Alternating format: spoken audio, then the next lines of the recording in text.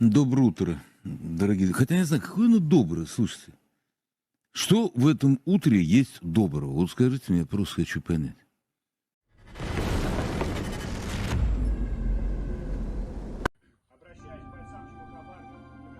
Pro-Ukraine Russian Volunteer Corps took responsibility for 16 drone strikes on military objects in Kursk on the 27th of August in a joint operation with Ukraine's SBU. Drones were launched from inside Russia and hit all intended targets, including 4 Su-30 fighters and 1 MiG-29 at an airfield. Ух, нихуя! Я эту Украину рот ебал! Жизнь ворам! Russian media post this video of a burning Il-76 aircraft at Pskov airfield last night. Russian news reports that this military jet received some damage following the Ukrainian drone strike last night. Perhaps it would be fair to say destroyed, not simply damaged. Soon, the rest of the Russian air fleet. Вот эту хуйню, блядь. Вот тут. Это пизда. Primorsk occupied Zaporizhzhia. There is a fuss. Летит! A group of 31 fighters made it possible to release Robotyne, said Ukrainian Minister for Foreign Affairs Dmytro Kuleba. The head of the Ukrainian diplomacy told the story of the successful counteroffensive of the armed forces in the Zaporizhzhia direction. For 18 hours, they literally crawled on their stomachs through kilometers of minefields, where the Russians placed 6 mines for every square meter. Subsequently, this group walked another 10 kilometers with backpacks weighing 35 to 40 kilograms through minefields. In total, in 40 days, this unit conducted 6 assaults and 2 reconnaissances. A group of 31 people did the work of an entire battalion, which should have consisted of about 400 people. Losses amounted to 7 wounded, of which only 1 was seriously injured, who stepped on a mine, the minister said. Russian Telegram admin and combatant Igor Guzenko, 13th, was so impressed by the drone exhibition last night that he isn't sure anymore about some kind of victory. Shoigai's daughter's new event featuring dancing and giveaways did not lift his spirit up. To tell the truth, I'm not so sure about some kind of victory anymore. While the whole country is dancing to the approving exclamations of the country's leadership, do not expect anything good, it will only get worse. They kill my faith in everything good.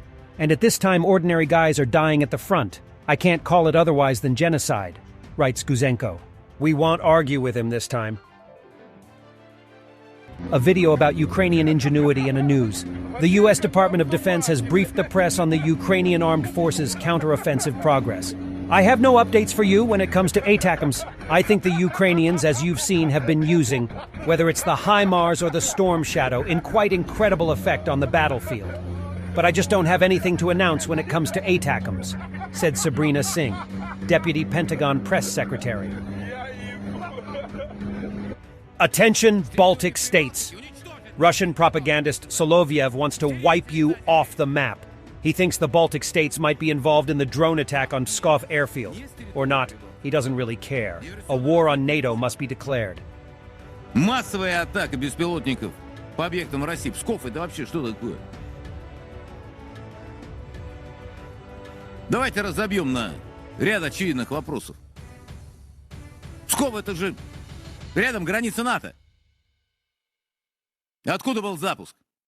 С Украины, что ли? Ага, сейчас. С территории Прибалтики? Уничтожить нахрен Прибалтику, если так. Стереть с лица земли. Ах, нет. Не с территории Прибалтики. Диверсионно-разведная группа? А зашла она с территории Прибалтики, все равно удар возмездия по Прибалтике. Если она пришла оттуда и туда ушла. Но она, значит, это сделала незаметно. Протащив все, что было надо. Я уверен, компетентные органы уже работают. Но почему они работают после, а не до? Значит, им не хватает сил, средств, полномочий. Развяжите руки правоохранительным органам, силовым структурам. Наконец, воссоздайте СМЕРШ!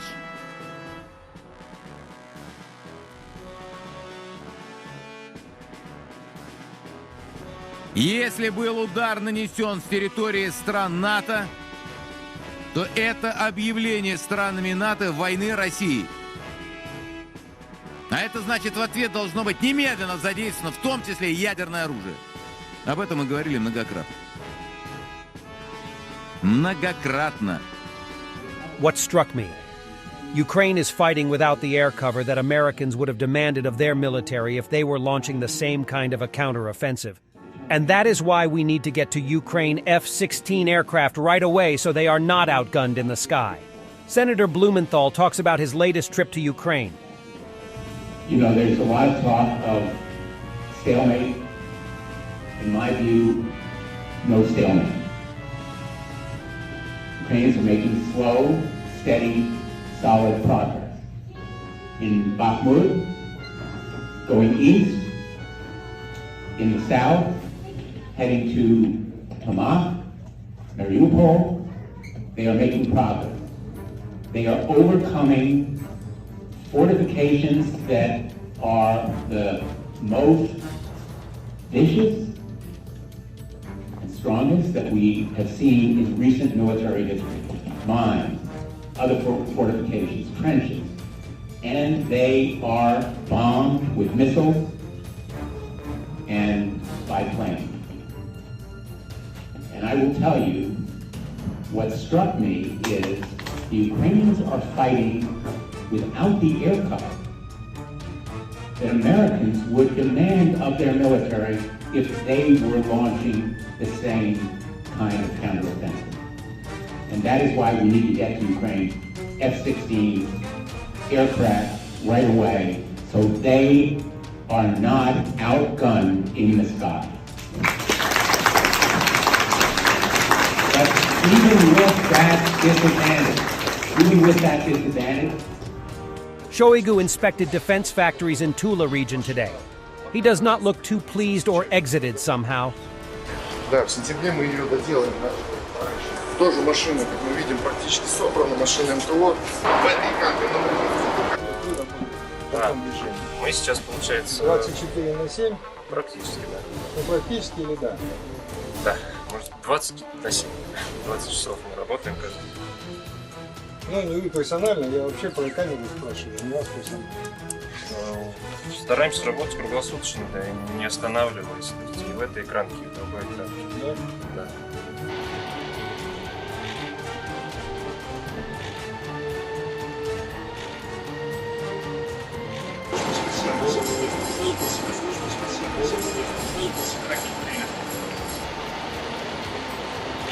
Сегодня вы пришли с 8 утра? Да. Каждый день получили по всем предприятиям. Thanks for watching, and don't forget to subscribe. Also, if you want to support Warthog Defense, please become our member and get early access to new videos, exclusive members-only videos, and become administrator in comment section. The membership link is in the description. Every day. We had a guy last week at 6 rescues in 6 days. You know, he's doing the job every day.